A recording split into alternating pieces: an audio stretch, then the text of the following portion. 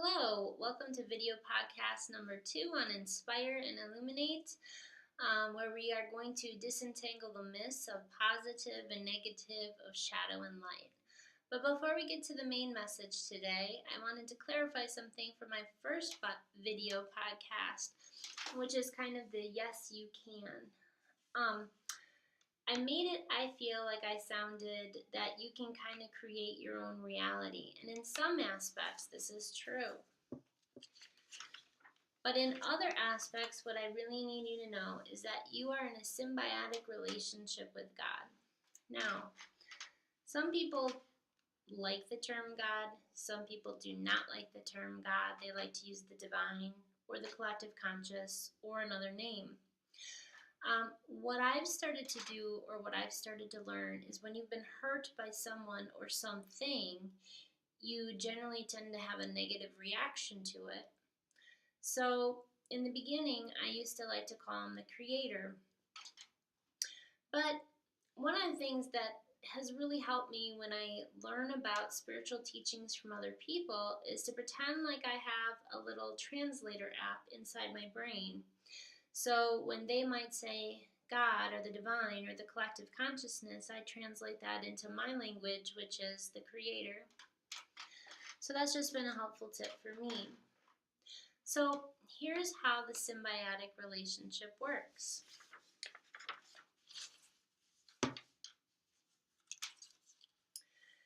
Basically, you act like a funnel.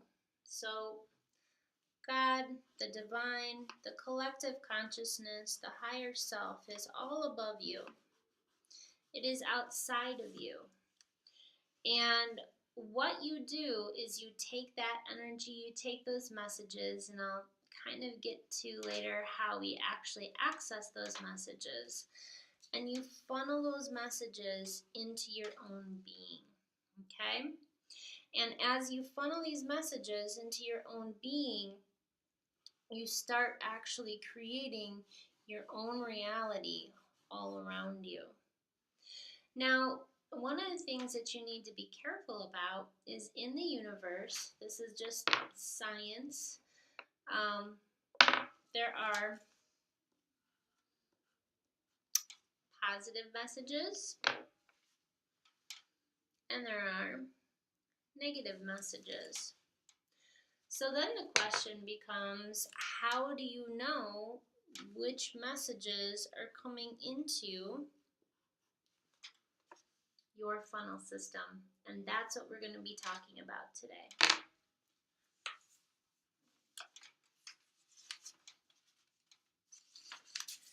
So one of the things on how you know if these messages are good or bad is basically a Bible teaching where they talk about you are going to know if the messages that are coming in that you're hearing are good and bad based upon the fruits that they produce. And I came up with a couple mnemonic devices that might help us understand what are good fruits and what are bad fruits. A lot of the times I find that people do not want to sit or get quiet or be alone because that's when the shadows come up. And I will talk more in detail about what the shadows are in just a minute. But you're going to know if they're a shadow, you're going to know if they have bad intentions because they will be bad fruit. So what is bad fruit? Bad fruit to me is badgering.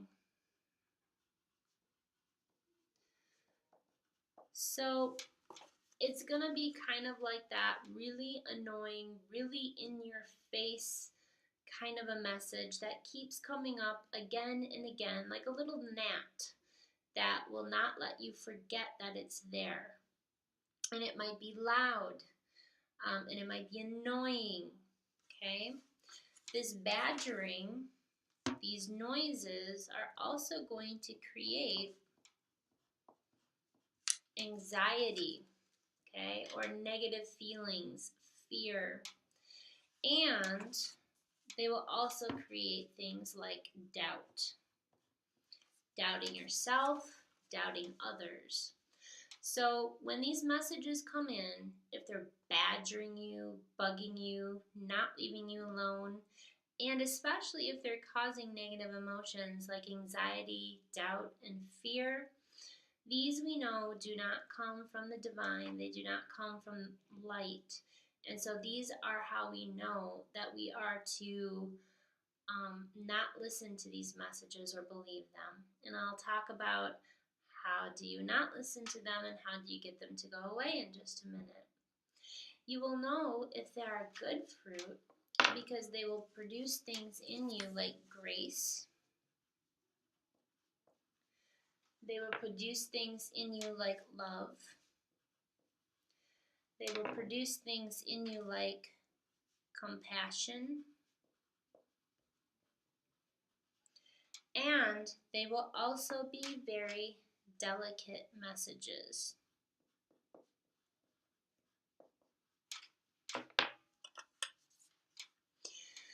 So if messages come in, maybe you've done something you weren't very proud of and you hear, I forgive you. If you are hearing something, if you are telling yourself some negative self-talk, some lie that you believe in, and you hear a message come in, it's okay, I'm with you, there's love, there's compassion, and it's delicate and it's gentle, that is a good fruit. And sometimes a lot of these bad fruits, okay, I'm going to talk about in a minute, 9 times out of 10, we're the ones who are creating these bad fruits. We're the ones who are creating these shadows.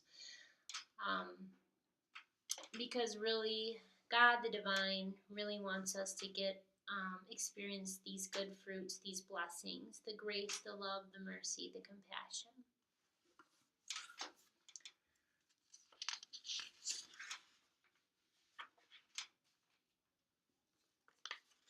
All right. So here's something that you need to know. When you are listening, when you are feeling this, you are going to let your emotions be your guide. You're going to let them be your compass. Now, science is actually beginning to prove that when we get messages, they actually come from our gut and from our heart first, and then they get sent up to our brain. How we believe things happen is that we think about them, then we feel them. In reality, we feel them first, then it gets sent up to our brain, and then our brain tells the rest of our body what the message is. Okay? So when you have that gut feeling, you need to listen to it and you need to trust it, whether it's a good feeling or whether it's a bad feeling.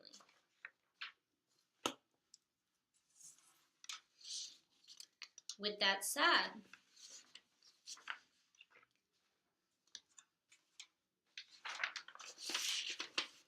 like I said, when messages come in, we first feel them in our gut and our heart, and that sends messages to our brain. What a lot of people don't realize is that there are multiple layers to our brain, okay? But the two most common that we know and that we can think about are the conscious and the subconscious. So the conscious, I drew a bunch of little eyes on it because the conscious is constantly looking around, okay? That's how we get through our day. We're thinking about, where do I need to be now? What do I need to do next? What do I need to do to think about tomorrow? The problem is we live so much from our conscious brain that many times we cannot turn that off in order to get to our subconscious part of the brain. The subconscious part of the brain is what I call our memory keepers, and it actually comes in pretty useful and pretty handy. Can you imagine waking up every morning and learning how to button a button again every day? Learning how to brush your teeth again every day, learning how to make coffee, learning how to cook your breakfast, learning all of the things you needed to learn in college in order to complete your work. People who have worked with Alzheimer's patients or people who have dementia can actually really relate to this. So our subconscious brain is actually really handy. It stores all the things, all of our thoughts that we know that become automatic. Now, this is a very, very handy thing, but it's also a non-judgmental thing. So it will store a bunch of good thoughts, good feelings, all of our positive memories, but it will also store a lot of our negative memories and a lot of our negative traumas. And what we don't realize is that the subconscious is a lot like putting gas into our car, okay? So we have it filled with a whole bunch of stuff, and it's our subconscious that actually drives our conscious, which actually drives the actions that we tend to take each day.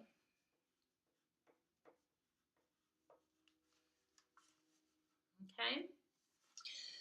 So next week, I'm actually going to be talking about why it is so important to become the gatekeeper of your own mind, to really try to get as many positive experiences into your subconscious as possible, because it's the gas that fuels the car.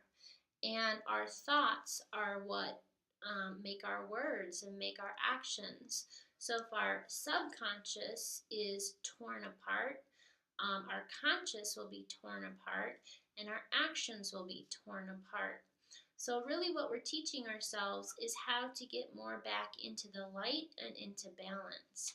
It's a lot like taking an old computer program and rewriting it. So how do you do that? I was talking with my students, and I started teaching about the Holocaust. I've taught about the Holocaust many times. I've never experienced it. I'm not Jewish, but every time I taught it, I said, we need to remember this so that it doesn't happen again. And then my students started questioning me, and I started questioning myself, but it did happen again. It happened in Bosnia, Rwanda, Syria. So obviously, just remembering the atrocities that are going on in the world is not enough. So what I contended, or what I told my students, is what I believe. Why are people buying into this? Because my students asked me, were there not more Jewish people than Nazi soldiers? And the answer is yes. And I think A Bug's Life, actually, that silly cartoon talks about that. So we probed a little bit deeper, and we discovered that it's really our own fears. So when people were afraid, when people were standing, when their subconscious began to get filled with all this negative filth, that they weren't worthy, that they were worms, that they were vermin, they didn't stop to challenge that programming or rewire that programming. So I really think it takes education. And if we want to see peace in the world, we must first see peace in our subconscious and in our hearts and in our own actions. So I really think we need to teach people how to find peace within ourselves, so that if and when we are faced by something like that, we do not believe it or buy into it. So how do you do that? Well, we had this little saying at school for dealing with bullying. So when you're being bullied, you're supposed to stop. You're supposed to walk away. You're supposed to seek an adult and maybe talk about what's going on. So I use that SWOT strategy to think about, how do we conquer our fear? So the first thing that I came up with was similar: stop. First, you need to stop, and you need to ask yourself, why? Why do you want to conquer your fear? Why do you possibly even want to change what you may believe? For me, the answer is because as we rewrite these negative programs, everything starts to become green, and you begin to experience that peace beyond all understanding. Then you need to analyze how much time you're going to put into it. Because, like anything, the more time you spend, the easier and the more in depth and the more quickly you'll proceed and grow. So, you also have to analyze what's really important to you. In the past, I used to say choose 3 to 5 things that were important to you. Now I tell people choose like 1 to 3 at most things that are important to you. For me, it is spirituality, it is my family, and it is my work. So you want to analyze how much time you're going to spend putting into these things. Once you analyze and make a plan, then you're going to take some steps. A lot of times I find that the easiest step of how to rewire your brain might be just read what's interesting to you. One of the things, if we go back to the fruits, those voices are compassionate and delicate. So they're going to approach you in a way that makes sense and that you understand. So if you're Christian, it might approach you as Christ or angels. If you are Muslim, it might approach you as Allah. If you are New Age, it could even approach you in the forms of alien beings. So really, this good, positive love God will approach you in a way that makes sense to you. So the first thing I would say is read what interests you. And here's the other thing that I would say. If you don't believe in God or a higher power, one of the things I have found is that the manna that God is raining down on us every day is actually coming at us in the form of pop culture. I generally tend to have the eyes and the ears of a child, and so actually God speaks to me a lot through music, through cartoon movies like Bug's Life, Legos Movie, Kung Fu Panda 2, Rise of the Guardians. I always find some really deep, meaningful things that I can pull out of the most simple things.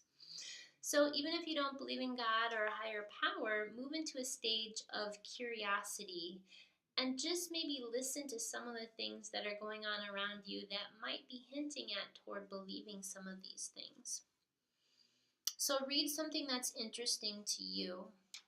Next, maybe you want to join a spiritual community or you're already a part of a spiritual community. Take advantage of the different things that those spiritual communities have to offer. If you're ready, you can move into a space of being open-minded, okay? And then you might want to get into some guided meditation. That is something that's beginning to happen in all religions.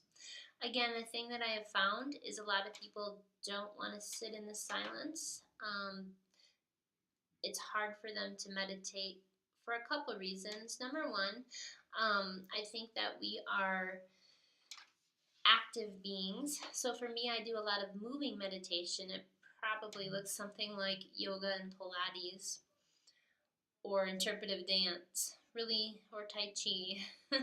So you can do moving meditations. If you don't like to be alone, if you have a partner or a best friend that you trust, you could do the next part that I'm going to be asking you to do. So when you sit and you're quiet, you could use some music. Let me get into this part. This is something that I would recommend. I would recommend that you make some room for silence and quiet at least 5 minutes a day. Start slow and build your way up. When you do that, you're going to sat. Yes, the language arts teacher in me knows that it's sit, but the mnemonics person in me is calling it sat. You are going to stop and you're just going to sit. Now, you could do moving meditation during this time, but I would make it very, very slow. Maybe you're stretching. Maybe you're doing Tai Chi. But you are going to stop and you're either going to sit or you're going to move very, very slowly. During this time, you may find that the shadows will come out. So the shadows are any negative emotion that you feel, those negative voices, you're not good enough, so-and-so is hurting you. So when those shadows come out during this time, you are going to ask them what they are there to teach you. So, for example, I was feeling kind of down yesterday, and logically, again, in our society, we like to tend to live in our head a lot, and we don't realize that we should be living from our heart a little bit more often. So,